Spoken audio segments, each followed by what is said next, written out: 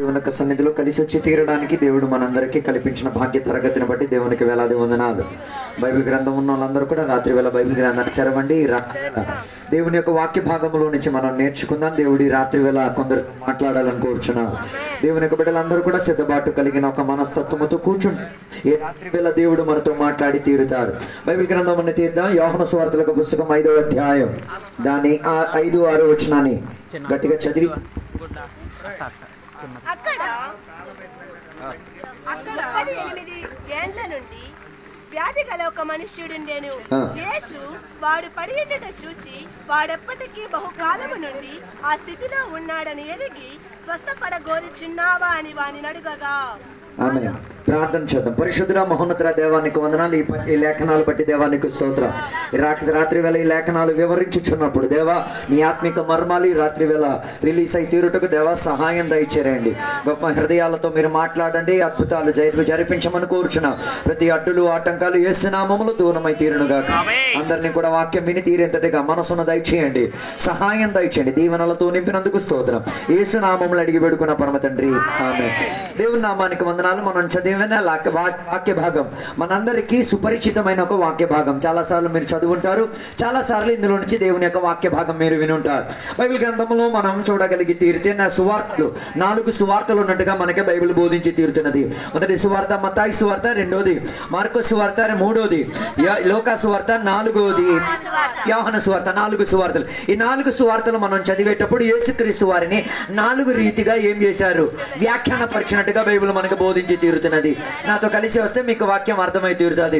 మత్తాయి సువార్తలో యేసుక్రీస్తు వారు రాజుగా మనకి కనబడుతూ, మార్కు సువార్తల పుస్తకంలో మనం చదివేటప్పుడు యేసుక్రీస్తు వారు ఒక పనివారిగా, దాసునిగా మనకి పరిచయాన్ని చూపించి తీరుతున్నారు.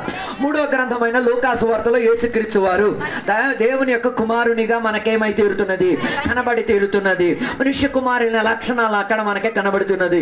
యోహాను సువార్తలకు వచ్చినప్పుడు యేసుక్రీస్తు దైవ కుమారుడిగా మనకే కనబడి తీరుతున్నట్టుగా మనం చదివినప్పుడు మనం చూచి తీరొచ్చు. అయితే ఈ యోహాను సువార్తకు ఒక ప్రత్యేకత ఉంది.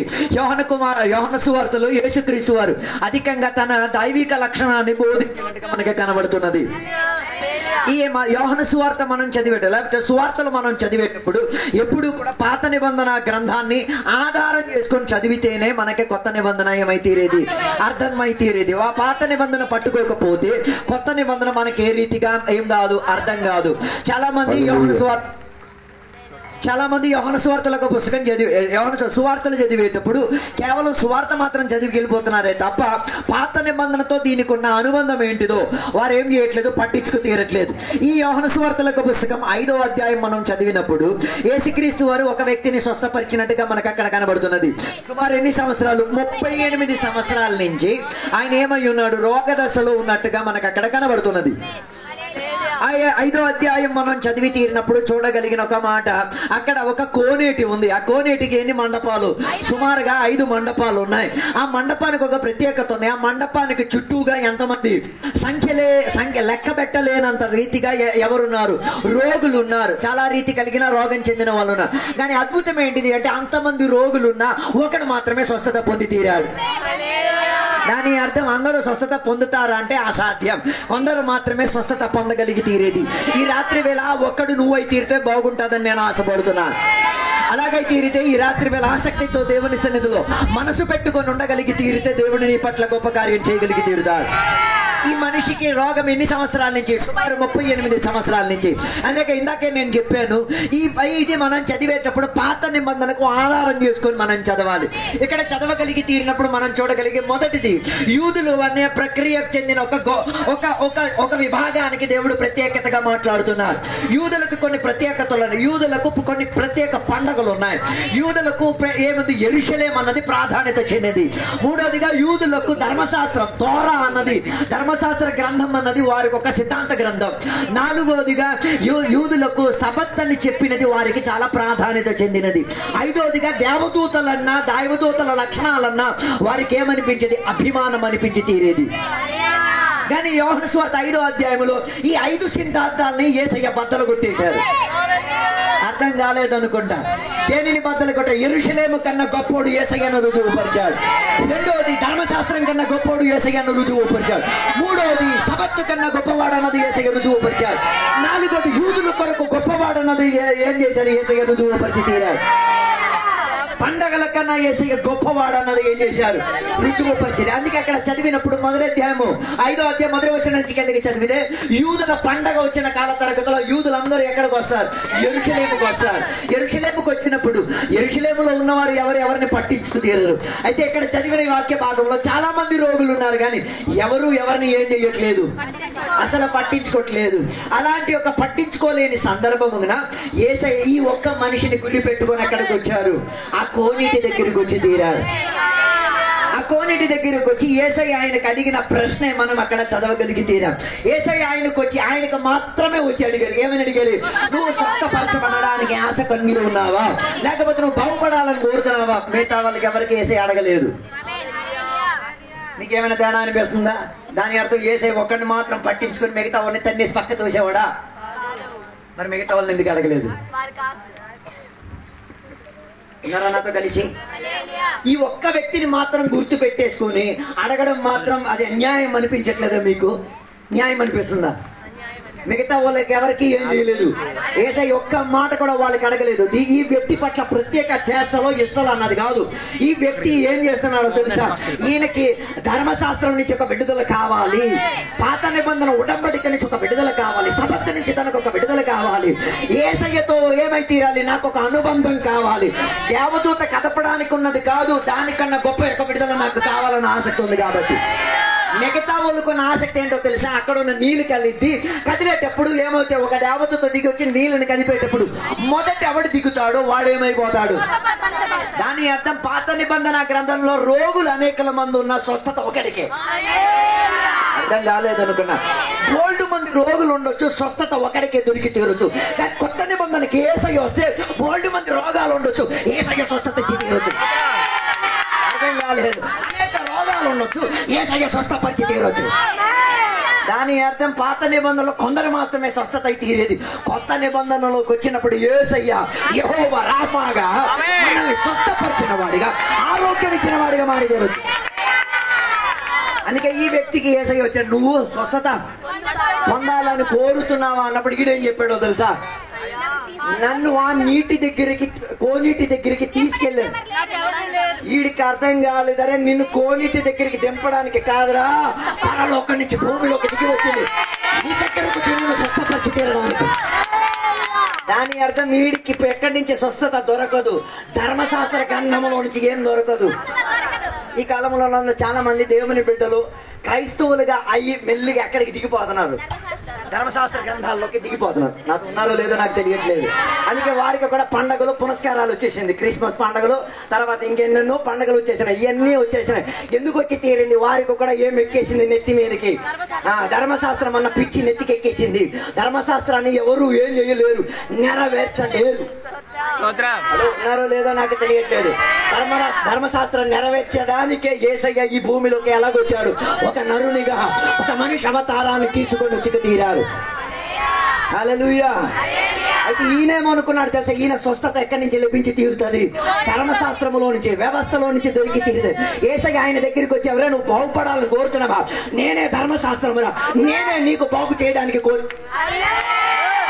హల్లెలూయా. ఆయన ధర్మశాస్త్రం అన్న రాతగా మారి తీరాడు. కాబట్టి ఈయనకొచ్చి ఒకే ప్రశ్న అడిగి, నువ్వు బాగుపడాలని ఈ రాత్రి వేళ దేవుడు నీతో కూడా అడిగే మాట, నువ్వు బాగుపడాలని కోరుతున్నావా? యేసయ్య నీ దగ్గర ఉండి నీతో మాట్లాడుతున్నాడు. నీ పక్కన ఉన్నోడితో మాట్లాడేది లేదు విషయం కాదు, కానీ నీతో యేసయ్య ఈ రాత్రి వేళ మాట్లాడి తిరుగుతున్నాడు. యేసయ్య ధర్మశాస్త్రంగా నీ దగ్గరికి వచ్చి, ధర్మశాస్త్రానికి ఒక ప్రత్యేకత ఎవడో చదవాలి. యేసయ్య అన్న ధర్మశాస్త్రానికి చదవక్కర్లే, ఆయన మాట్లాడేవాడు. పాత నిబంధన ధర్మశాస్త్రం రాతకమైన ధర్మశాస్త్రం, కొత్త నిబంధన ధర్మశాస్త్రం మాట్లాడే, స్వస్థతనిచ్చే, నీ దగ్గరకు వచ్చే, నిన్ను బలపరిచే, నిన్ను లేవనెత్తే. పాత నిబంధన ధర్మశాస్త్ర గ్రంథం చర్చిలో ఇలాగ ఎక్కడ ఇలా బాక్స్ లో పెట్టేసి ఉంటది. కొత్త నిబంధన ఉన్న ధర్మశాస్త్రం దగ్గరికి వచ్చినది. నేను చెక్కెత్తి లేవనెత్తేది, నేను బలపరిచి తీరేది, నీ గుండె లోపలికి వచ్చి తీరేది, నీ జీవిత స్థితిగా. ఆ ధర్మశాస్త్రం నీకు కావాలా? ఎక్కడో ఒదిగిపోయిన సమయం ఈ రాత్రి వేళ నువ్వే ఎంచేసుకో. ఇశ్రాయేల్ కలిగితే వెళ్తే కాదు, స్వస్థత జరిగి తీరేది. ఇశ్రాయేల్ నుంచి మట్టి అద్దెకి తెస్తే స్వస్థత జరిగి తీరదు. యెరూషలేముకి వెళ్ళి అక్కడ ఒక విలాప గోడ ఉంది, దాని కాడకెళ్ళి పేదను రాస్తే కాదు జరిగేది. నాయన ఎక్కడ కూర్చున్నా జరిగేది. హల్లెలూయా. నాతో కలిసి చెప్పలేదు. నువ్వు ఏ పాతాళం లోపలికి వెళ్ళి ఏడ్చిన ఆయన నీ మాటలను అంగీకరించే దేవుడు. దానికి మంచి ఉదాహరణ ధనవంతుడు లాజరు గురించి కథ మనకి భలే తెలుసు, అందరికీ తెలుసు, కంఠస్థం అందరికి. అక్కడ ఒకడు ఎక్కడికి వెళ్ళాడు? ఒకడు పరలోకానికి వెళ్ళాడు లాజరు. ఆయన విషయం మనకి ఎందుకులే. ఇంకొకడు ఎక్కడికి వెళ్ళాడు? అక్కడి నుంచి కూడా ఆయన ఎవరితో మాట్లాడాడు? లాజరుతో మాట్లాడాడు, దేవునితో మాట్లాడితే. దాని అర్థం అక్కడికి వెళ్ళిన తర్వాత కూడా కొందరు ఇక్కడ చేయలేని పనులు అక్కడ చేస్తారు. ఎక్కడ చేయలేని పనులు అంటే చిచ్చి ఇక్కడ చేయాల్సిన పని చేయలేకపోతే ఎక్కడ చేయాల్సి వస్తుంది? మంట కదిలినప్పుడు చేయాల్సిన పని. ఇప్పుడు పాట పాడడానికి అవకాశం ఉంటే పాడి దొల్లగొట్టే. మైక్ బద్దలైపోయినా పర్వాలేదు, బాక్సర్ బద్దలు పాడి దొల్లగొట్టే. ఎక్కడ పాడలేదు అనుకో ఆడకెళ్ళి పాడాల్సి వస్తుంది. మరి అందమా చందమా అన్న పాట, ఏ బూతుల పాట నువ్వు అక్కడికి వెళ్ళి తెలిసి తేలగొట్టేసుకో. నేను అక్కడికి వెళ్ళను కాబట్టి నాకు సంబంధం లేదు. మీరు అక్కడికి వెళ్తారు కాబట్టి మీ సంబంధం అంటే మీరు వెళ్ళండి, నాకు విషయం కాదు. రాత్రి వేళ అక్కడి నుంచి తప్పుకు తీరడానికి ఈ దొరికిన అవకాశం దేవుని కొరకు ఉపయోగించుకో. హల్లెలూయా. అక్కడికి వెళ్ళి గొప్ప సాక్ష్యాలండి. ఎవడు? ధనవంతుడు. ఏం చెప్తున్నాడు తెలుసా? ఎలాగ నీళ్ళు కావాక అడిగి గ్లాస్ నీళ్ళు భూమిలో బతికిన ఒక్కడికి వెళ్ళే. అంతే కదా బైబిల్ చెప్తున్నా. ఒక గ్లాస్ మంచి నీళ్ళు దేవుని పేరట శిష్యులైన వాడికి ఒక్కడికి ఎత్త నీకేం దొరికిద్ది? కొన్ని ఇళ్లలోకి వెళ్తే కుక్క ఉన్నదని రాసి ఉంటది. కొన్ని దేవుని బిడ్డలకంటే చిటికిటి నీళ్ళు కూడా దొరకని ఇల్లది. అర్థం కాలేదు అనుకుంటా. రావాలి నాతో కలిసి ఈరోజు ఆ సిద్ధాంతం బద్దలు కొట్టండి. ఈ ఇంటికి వస్తే ఏమేం దొరికిద్ది? ఈ ఇంటికి వస్తే నీళ్ళు దొరికిద్ది, ఈ ఇంటికి వస్తే ఆహారం దొరికిద్ది, ఈ ఇంటికి వస్తే స్వస్థతలు దొరికిద్ది, ఈ ఇంటికి వస్తే సువార్త చెప్తాం, ఈ ఇంటికి వస్తే కావాలంటే మంచం కూడా దేవుడు నేను ప్రార్థనలు చేసి గొప్ప ఆరాధన చేసి ఇల్లు ఇచ్చారు. ఇల్లు ఇచ్చిన తర్వాత చిటికిడి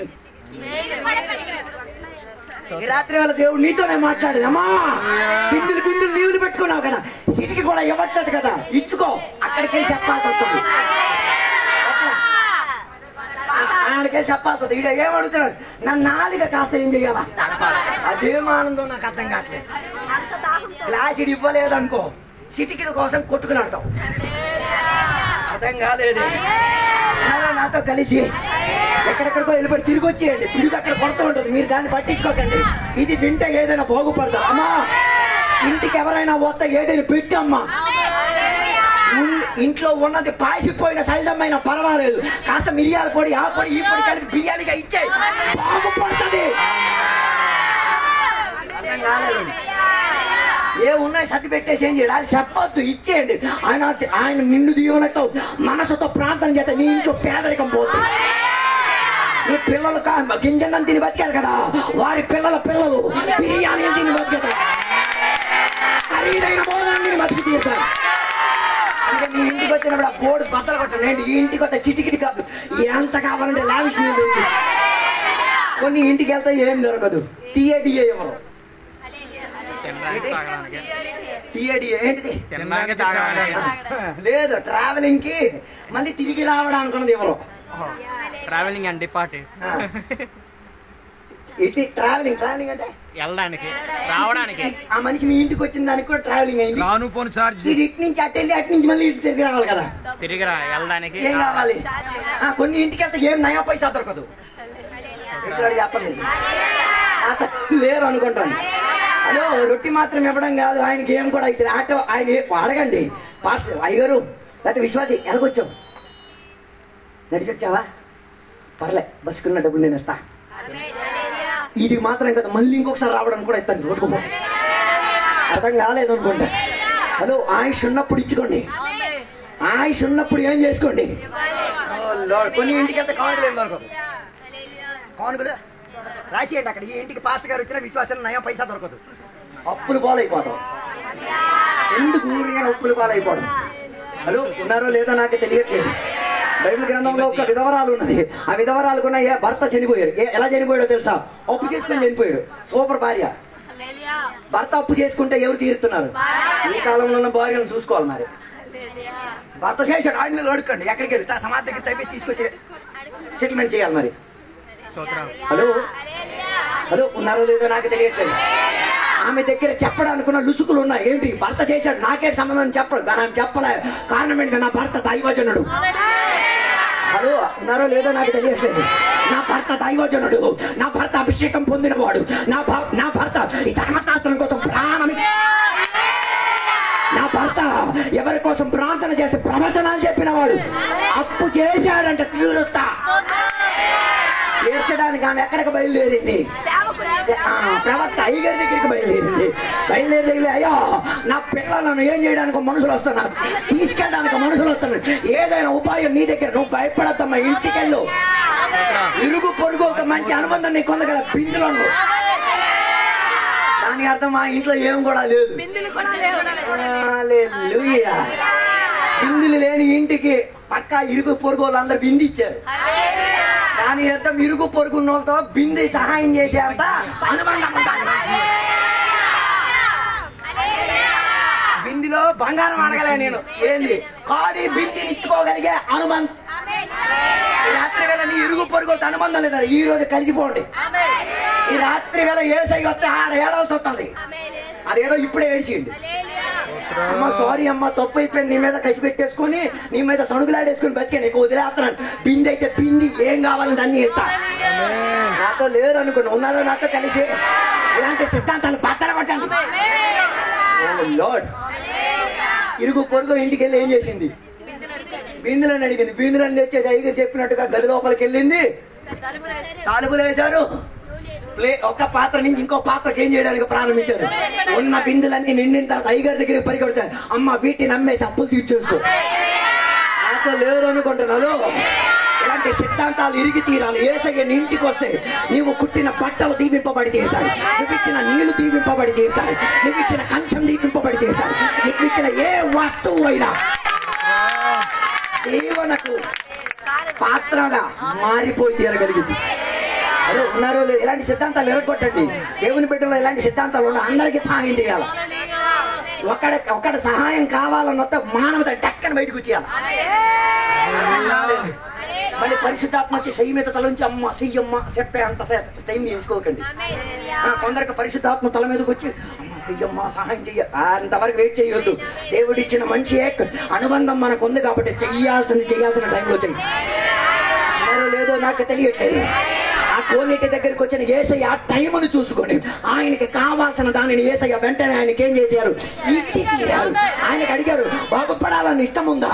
ఆయన నన్ను తోడుకొని ఎవడే లేడు, ఎందుకురా భయపడేది, నేను ఉన్నాగా. ఈ రాత్రి వేళ యేసయ్య నీతో మాట్లాడితే ఎవరు నాకు తోడు లేదని నువ్వు అంటున్నావు కదా, పక్కన యేసయ్య నిలబడిచ్చే నీతో మాట్లాడి కానీ అంత నెత్తి మీద తోరా ఎక్కేస్తే, నెత్తి మీద ధర్మశాస్త్రం ఎక్కేస్తే ఎవడు కనమాడ్డు? తేజోమయుడైన దేవుడు కనమాడ్డు. అందుకే భలే పాట రాశారు, మతం ముచ్చోడే నేను, మతం అంతా నెత్తికి ఎక్కిపిచ్చోడే నేను. నేను దాన్ని వ్యసనం మార్చాను. కులం చెప్తే మీరు బాధపడతారు, మతం చెప్తే మీరు బాధపడరు. అర్థం కాలేదు. నెత్తి మీద ఏం ఎక్కేసింది? ధర్మశాస్త్రం ఎక్కేసింది. కాబట్టి ఎవరికి యూదులకు యేసయ్య ఎక్కర లేకుండా వచ్చింది. హలో అలా ఎక్కిన సామాన్ దింపి. అందుకే ఆయన ఎవరై తీరే? ధర్మశాస్త్రంగా మారి తీరే. అందుకే యేసయ్య చెప్పిన మాట, ధర్మశాస్త్రం మొత్తం ఏమై తీరింది? నెరవేర్చబడి తీరింది. కీర్తనలో రాయబడినది, మోషే రాసిన పంచగ్రంథాల్లో రాయబడి ఉన్నది, దేవుని యొక్క వాక్య గ్రంథములో పాత నిబంధన ప్రస్తావించింది. మొత్తం ఎవరి ద్వారా? కొత్త ధర్మశాస్త్రం అన్న యేసయ్య ద్వారా. హల్లెలూయా. ఈడిదే ఇంత చెప్పినా కూడా ఈడేం చెప్తున్నాడు? నాకు అక్కడి నుంచే ఏం కావాలి? ధర్మశాస్త్రం నుంచే. యేసయ్య అడిగన్నా నువ్వు బాగుపడాలని కోరినప్పుడే యేసయ్యకి అర్థమైంది ఈడు అక్కడి నుంచి బాగుపడ్డు, యేసయ్య దగ్గర నుంచి ఈడు బాగుపడింది. వెంటనే యేసయ్య అడిగి చెప్పిన మాట ఏంటో తెలుసా? లే ఎందుకు ఇట్లా ఎందుకు ఇటు లేగలేదు?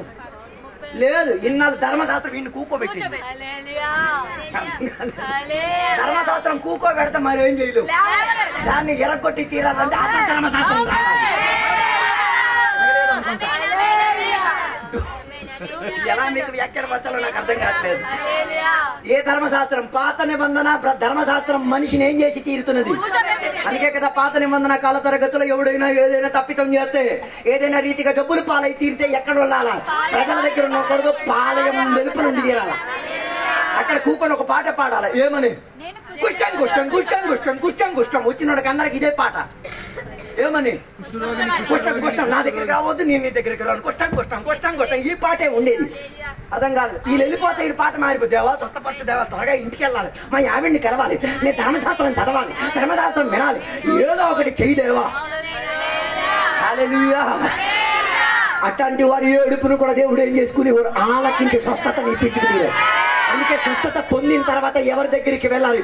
యాజకుల దగ్గరికి వెళ్ళి యాజకులు ఈ గుడ్డలు మొత్తం ఊడబెక్కుతారు. ఊడబెక్కే తల నుంచి ఫుల్ చెకింగ్ చేస్తారు. ఎక్కడైనా చిన్న స్పాట్ కనబడితే మళ్ళీ బయటికే. ఓలో ఇది ప్రార్థన ఏముంటుంది? దేవా యేసు రక్తం చేయి, ఆయనకు ఒక్క మచ్చ కనబడకూడదు, అంత మాయమైపోవాలా. ధర్మశాస్త్రమైన యేసయ్య నువ్వు మాకు కాపాడి తీరాలి. హల్లెలూయా. Praise the Lord. దాని అర్థం ధర్మశాస్త్ర విధి నిన్ను ఏం చేసి తీరు? ఒక చోట్ల కూర్చోబెట్టేది. కొందరిని కూర్చోబెట్టడం కాదు, కొందరికైతే పరుపిచ్చేసి మంచి పడుకోబెట్టేస్తుంది. ఎన్ని సంవత్సరాల నుంచి పడుకున్నాడు? ఏమని ఇడికి పేరు పెట్టాలా? ఎన్పి అని పేరు పెట్టాలా? ఏంటి? నిద్రపోతు.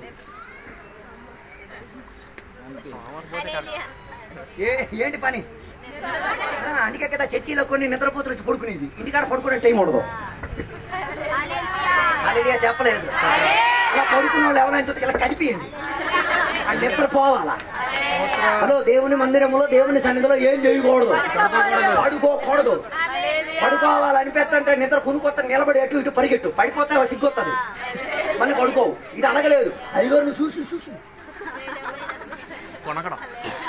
హలో, ఉన్నారా నాతో కలిసి?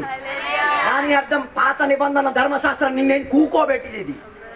కూకోబెట్టడం కాదు, సుఖమిచ్చి తీరుతుంది, పడుకోబెట్టి తీరుతుంది, కానీ నీ రోగం మారదు.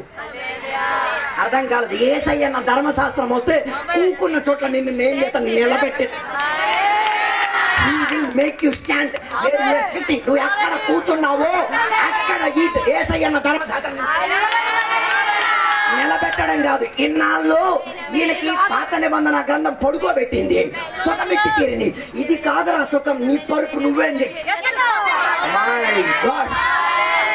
దాని అర్థం పాత నిబంధనలు ఇచ్చిన సుఖానికి మొత్తం ఆపోజిట్ యేసై చేశారు. నాతో ఉన్నారా? ఏమైనా అర్థమవుతుందో అర్థమవుతుందా? హలో, యేసయ్య ఆయన లేపారు. ఏం చెప్పారు?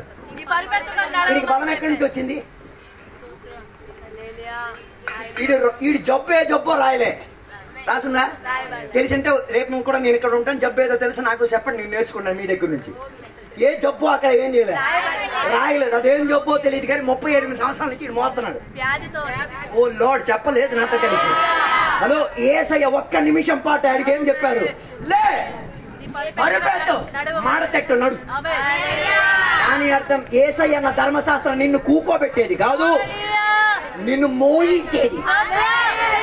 Hello hello hello hello hello hello. అందుకే కదా మనం సేవకులందరం మేము ఎక్కువ రిలాక్స్ అవ్వట్లేదు.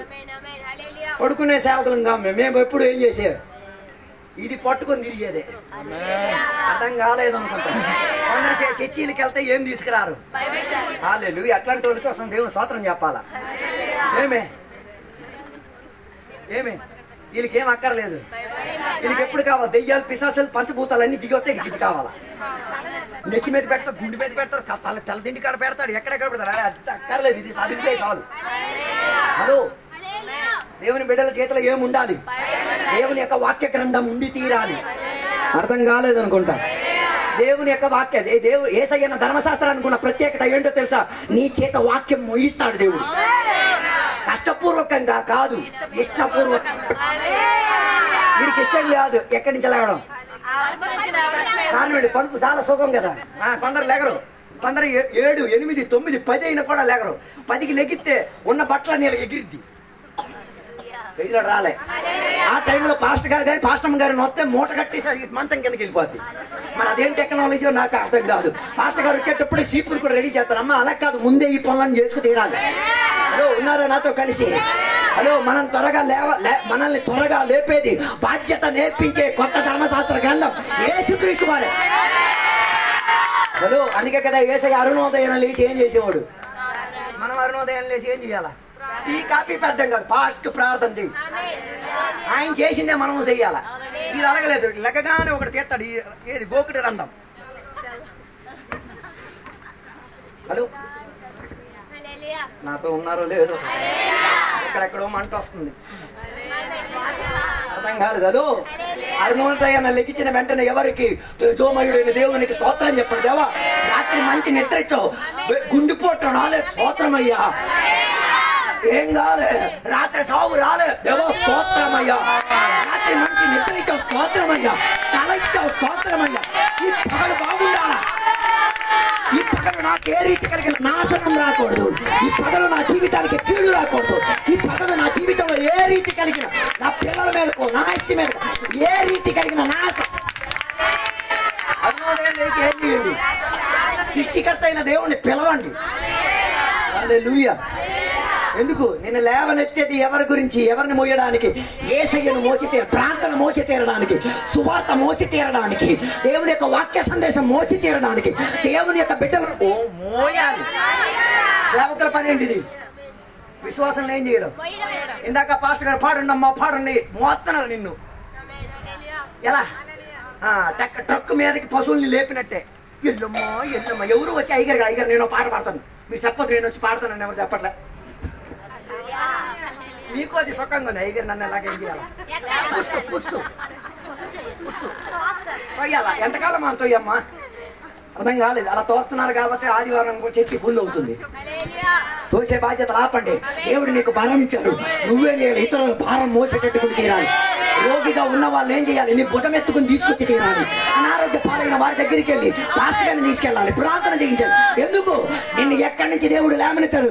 మరణ పడకలోంచి దేవుడు నిన్ను లేవనెత్తాడు కాబట్టి మరణ దశలో ఉన్నవన్నీ కొత్త ధర్మశాస్త్రం మొత్తం తీసేత అన్ని పనులు ఏం చేయిస్తారు?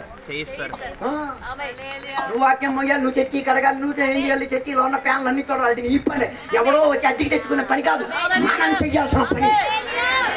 ఎందుకు అలా చేస్తున్నాం అంటే చెప్పాలి. అసలైన ధర్మశాస్త్రం లోపలికి వచ్చింది కాబట్టి, బలం ఇచ్చాడు కాబట్టి, ఉన్న బలం. చివరి మాట, ఉన్న బలం దేవుని కొరకు ఉపయోగించలేదు అనుకో, వేరెవడో నీకు అద్దెకి డబ్బులు ఇచ్చి నీ చేత చాకరీ పని చేస్తాడు. నేను శాపం చెప్పట్లేదు, వాస్తవం చెప్తున్నాను. నువ్వు దేవుని కోసం దేవుని మందిరంలో పని చేయలేదు అనుకో, వేరే వాడెవడో నీకు జీతం ఇచ్చి నీ చేత 12 గంటలు తోప పని చేసేసి జీతం ఇచ్చేసి సూపర్ అమ్మ అంటారు. ఏది మంచిది? ఏది మంచి మీరే నిర్ణయించుకుంటే. ఈ కుమారుడికి చెప్తాడు, నన్ను యేసయ్య ఏం చేశారు? లేవనెత్తిన వాడు. అందుకే తన పరుపును ఆయన ఏం చేస్తున్నాడు? ఎత్తుకొని ఈ పగటి వేళ మనల్ని ఇన్నాళ్ళు మోయించిన దానిని మోసి ఊరికి సాక్ష్యం చెప్తాం. నన్ను మోయించడానికి సహాయం చేసింది తేజోమయుడైన దేవుడే, ధర్మశాస్త్ర గ్రంథముగా మార్చిన యేసయ్యే. యేసయ్య గురించి 4 మాటలు చెప్పమ్మా. అలాగైతే నీ జీవితం ఈ వాక్యాల ద్వారా దేవుడు మీ అందరిని దీవించును కాదు.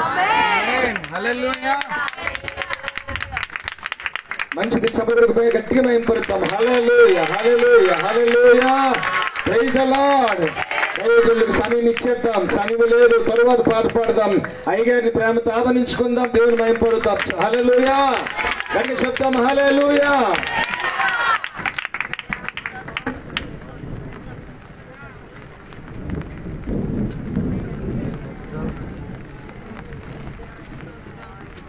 దేవునికి వందనాలు, స్తోత్రం కలిగిన గాక. చక్కని వర్తమానం అందించిన దైవదాసునికి దేవుడు దీవించిన గాక. వర్షం పడుతున్నాడు, నాకు తెలుసు. యేసునామములో వర్షం మారిపోయిన గాక. వర్షం ఎక్కువ అయితే మన చర్చి లోపలికి వెళ్తే పర్లేదు అనుకున్నాడు. కొద్దిగా పెరుగుతున్నారు లోపలికి వెళ్తే ఒక చిన్న పాట పాడుకుంటూ లోపలికి వెళ్ళి పంపదండి. ఆంధ్ర పాస్ గారి సంఘస్థులు ఓ పాట పాడుతుండగా అందరూ కూడా లోపలికి వెళ్ళిపోదాం. వరుస అలాగ రండి. ముందు ఐదు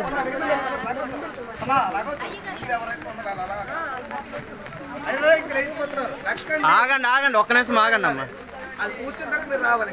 జూలీ అనియా కొద్దిగా గ్యాప్ వేస్తే నేను ముందుకు వెళ్ళిపోతాను.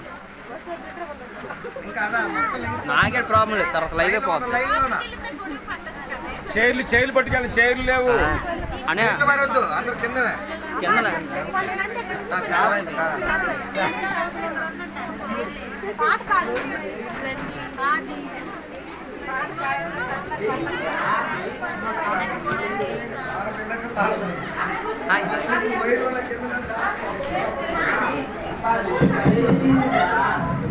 బాగా సైడ్ ఇచ్చేమే.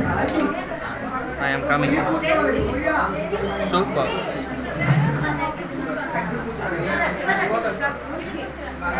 అనియా యూట్యూబ్ లైవ్ లైవ్ యాక్సెస్ అయ్యింది యూట్యూబ్.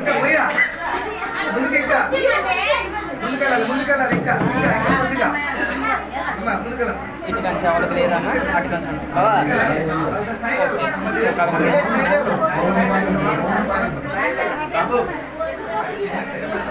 ఆ టేబుల్ ఇచ్చినాను.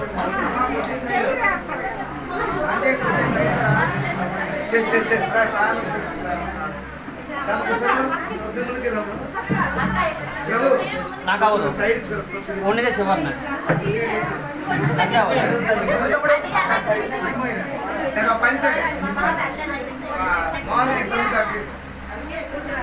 బావా. నువ్వు వెనక్కి వచ్చి నాకు ఇది కదలకుండా ఉంటే చాలు.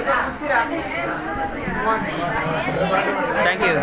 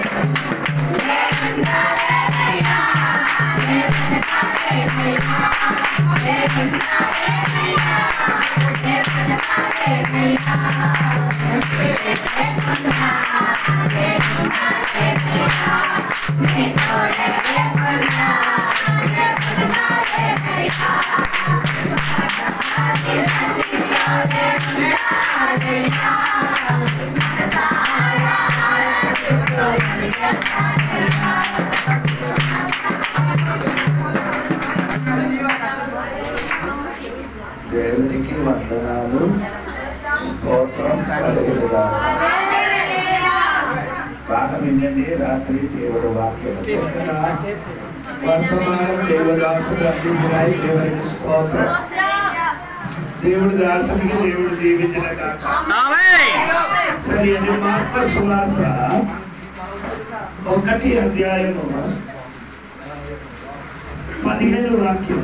మార్కు సువార్త 1వ అధ్యాయము 15వ వాక్యం. కాలము సంపూర్ణమైనది, దేవుని రాజ్యము సమీపించి ఉన్నది, వారు మనస్సు పొంది సువార్త నమ్ముడని చెప్పుచు దేవుని సువార్త ప్రకటించుచు గలిలయకు వచ్చెను. సరే, ఇది ఒకసారి కూడా చదవండి ఆ వాక్యం.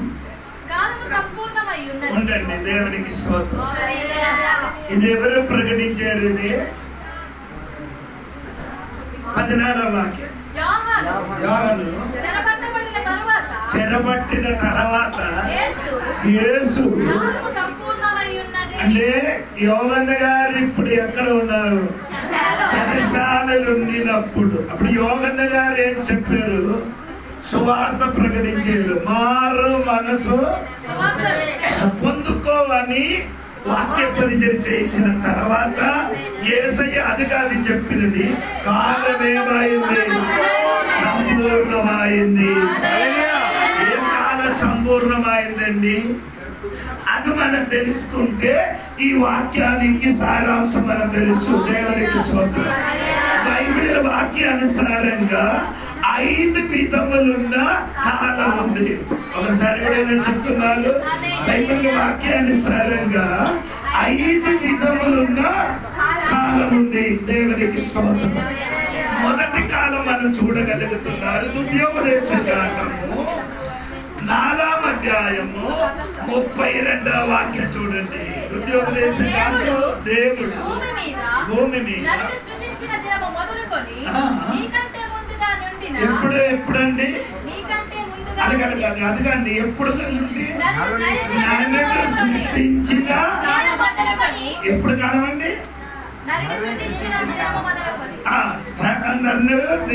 నిర్మించిన దినములు మొదలుకొని స్తోత్రం. నరుడికి నిర్మించిన ఆ దినములు మొదలుకొని, అది ఇలాగ నీ చదివితే నీకు తెలియదు.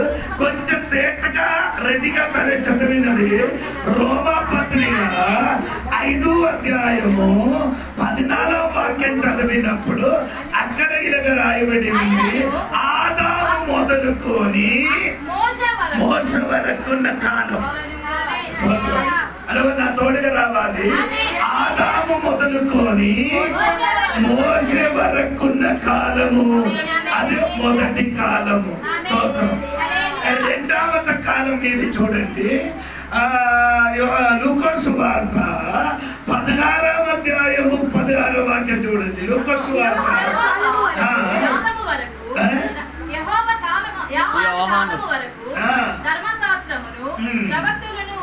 అప్పుడు యోహన్నాను కాలం వరకు ఏముంది? స్తోత్రం. అప్పుడు మోస కాలము నుండి యోహన్నాను వరకున్న ధర్మశాస్త్ర కాలము. ఒకసారి కూడా నేను చెప్తున్నానండి, సరిగా వినండి. మోస కాలము నుండి ధర్మశాస్త్రము కాలం వరకు. ఆ కాలం గురించి బైబిల్ రాయబడితే మీకు అందరికీ తెలుసు.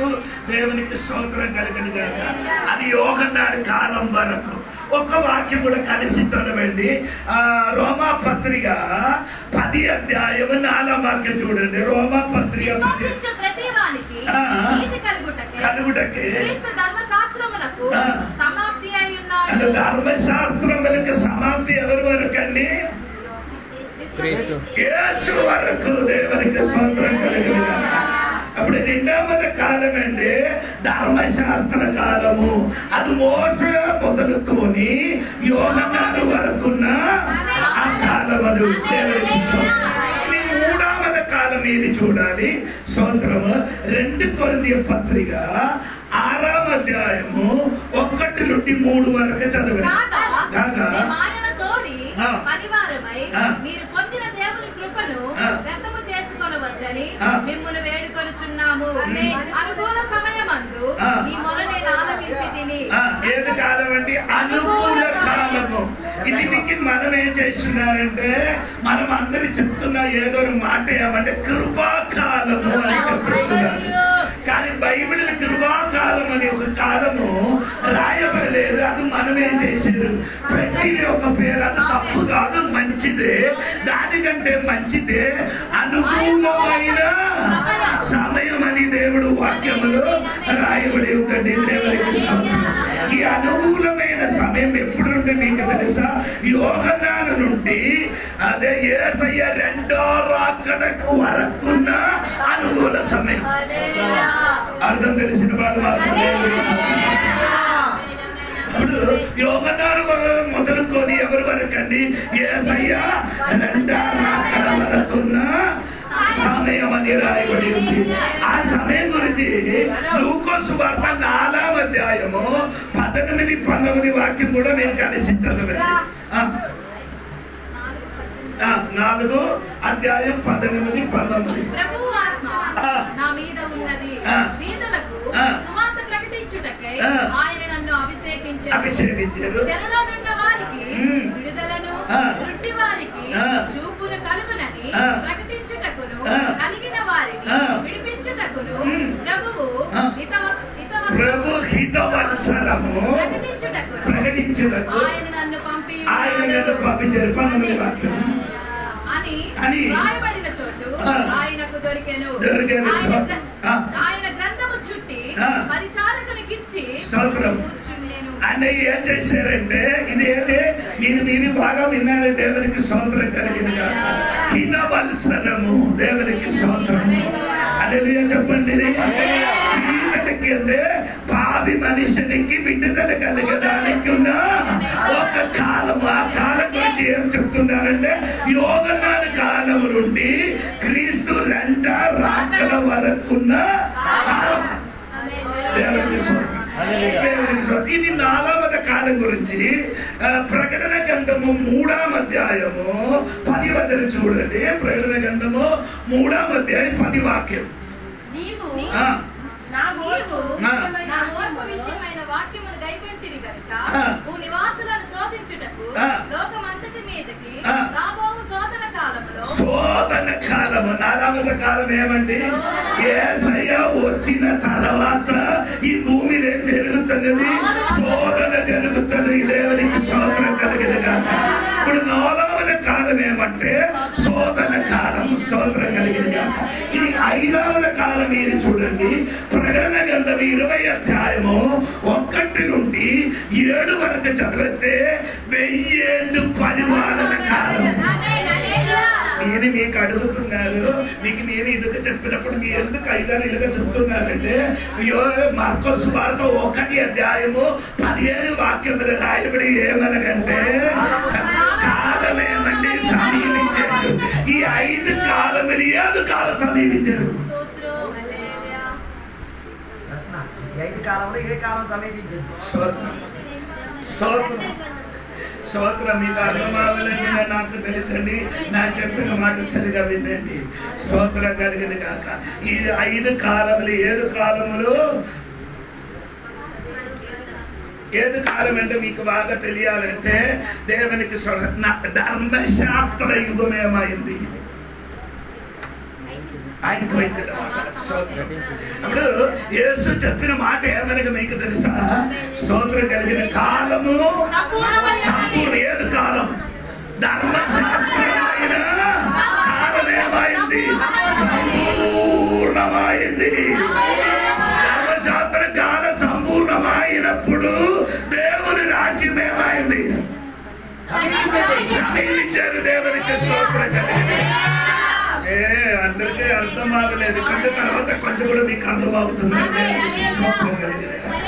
ఈ 5 కాలములు కూడా దేవుని రాజ్యం ఉన్నది. 5 కాలములు కూడా దేవుని రాజ్యం ఏమైంది? ఉన్నది. దేవునికి స్తోత్రం. అది చూడండి. 2 దినవృత్తాంత పుస్తకము 3వ అధ్యాయం 8 వాక్యం చూడండి. 2 దినవృత్తాంత పుస్తకము 13వ అధ్యాయము 8 వాక్యం చదవండి. ఇప్పుడు దావీదు సంతతి వారి వశముగా యెహోవా రాజ్యముతో మీరు యుద్ధము చేయ తెగించదమని తలంచుచున్నారు. మీరు గొప్ప సైన్యముగా ఉన్నారు. దేవుని రాజ్యము అంటే 2 దినవృత్తాంతం 13:8 వాక్యములో రాయబడి ఏంటంటే కింగ్డమ్ తెలుగులో పద కరెక్ట్ గా చదవలేకపోయినా వారు మధ్యలో దేవుని రాజ్యమే నువ్వు ఉంటుంది. దేవునికి స్తోత్రం కలిగిన గాక. అర్థమైందా? దేవునికి స్తోత్రం. ఇంకా నీకు తెలియాలంటే బాగా వినాలి. దేవునికి స్తోత్రం కలిగిన గాక. యోహన్న సువార్త 4వ అధ్యాయము 49 వచనం కూడా చదవండి. అందుకు ఆ ప్రధాని, ప్రభువా, నా కుమారుడా చావక మునిపే రమ్మని ఆయనను వేడుకొనెను. యేసు, నీవు వెళ్ళుము, నీ కుమారుడు. ఏదండి చదవండి. అమ్మో, యోహన్న సువార్త 1వ అధ్యాయం 49 వచనం అండి. 1వ అధ్యాయం 49వ వచనం. నతానయేలు, బోధకుడా, నీవు దేవుని కుమారుడవు, ఇశ్రాయేలు రాజు అని ఆయనకు ఉత్తరం ఇచ్చాడు. ఎవరు చెప్పారు?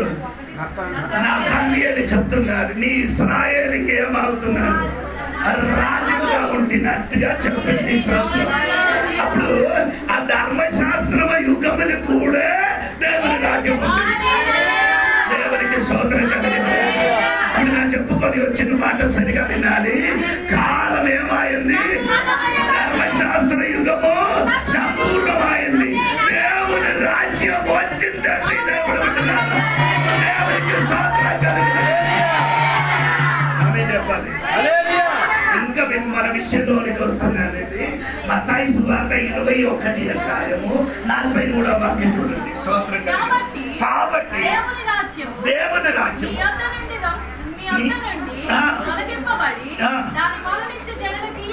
స్తోత్రం చెప్పండి. దేవుని రాజ్యం నీ వద్ద నుండి ఏమవుతుంది? తొలగింపబడుతుంది. ఎందుకు తొలగింపబడింది? ఫలం లేదు కాబట్టి. నేను ఆ విషయంలోకి వస్తున్నా.